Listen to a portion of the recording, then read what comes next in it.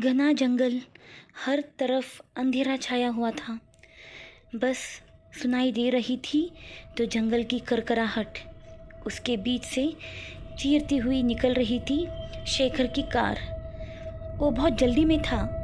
उसे खबर मिली थी कि उसकी माँ की मौत हो गई है, इसलिए वो बहुत परेशान था अपनी माँ की मौत को लेकर। उसी टेंशन में वो जा रहा था कि उस जंगल में कोई था जो उसे देख रहा था और तैयार हो रहा था उसके पीछे आने के लिए। शेखर ये सब नहीं जानता था, वो बस अपनी माँ के पास जाना चाहता था। वो एक डायन थी जो जंगल में घूम रही थी, पर अब वो शेखर पर लट्टू हो गई थी। उसने अपना रूप बदल लिया और शेखर के सामने इतनी सुंदर सी लड़की बनकर आ गई कि शेखर एक तरफ देखते ही उससे सम्मोहित हो गया। जैसे उसे कुछ भी नहीं सूझ रहा था, वो बस उसे अपना बनाना चाह रहा था। वो इतनी सुंदर लग रही थी। शेखर ने उसे अपना बना लिया और सोच लिया कि अब मैं उसके साथ ही रहूँगा, माँ तो नहीं है। उसे साथ लेकर अपने घर आ गया। जब घर आया तो उसे देखा कि उसकी माँ तो जिंदा है। उसे एक पल के लिए शौक तो लगा, पर वो बहुत खुश था क्योंकि उसकी माँ जिंदा है। सब झूठ था। उसकी खुशी का ठिकाना ही नहीं था उसकी माँ को जिंदा देखकर। बीवी भी मिल गई और माँ भी मिल गई। उसे लगा ये सब मेरी वाइफ की वजह से हुआ है। वो तो खुश था, बट यहाँ पर दुल्हन तो घर आते ही उसने एक काम करवा दिया। घर की सारी आईनों को उसने तुड़वा दिया और घर से बाहर निकलवा दिया। पता है क्यों? क्योंकि उसे पता था अगर कोई आईने में उसे देख लेगा तो उसका असली रूप सबके सामने आ जाएगा। बस दिन चलते रहे। वो बहुत खुश थी अपने सास और पति के साथ। ऐसे ही हंसी खुशी एक महीना बीत गया।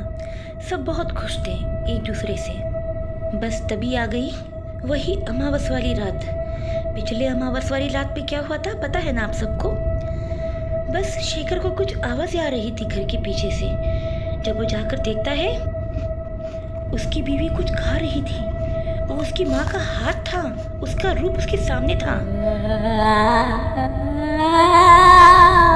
इतना डर गया था कि उसे ऐसे लगा था कि यही उसके जीवन का अंत है।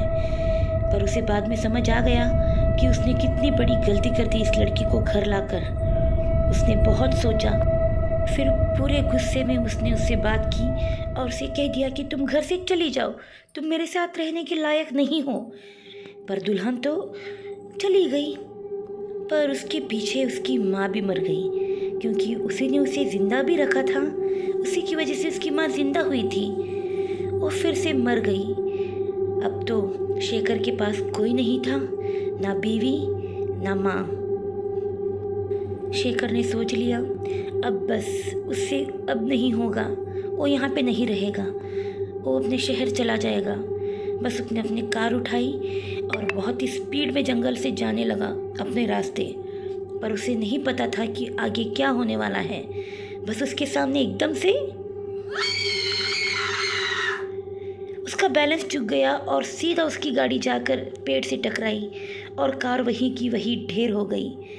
बाद में सबको पता चला कि शेखर की मौत हो गई है एक्सीडेंट में। पर वहाँ पर कोई रो रहा था।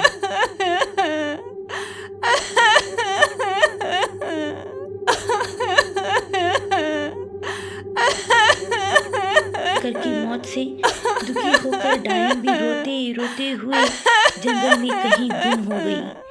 बस ये कहानी यहीं पर ख़त्म हो गई। पर क्या आपको लगता है कोई डायन भी कभी सच्चा प्यार कर सकती है? मैं ज़रूर बताइए मुझे। आपको मेरी स्टोरीज अच्छी लगती है तो लाइक शेयर एंड सब्सक्राइब करना मत भूलिए। Thank you.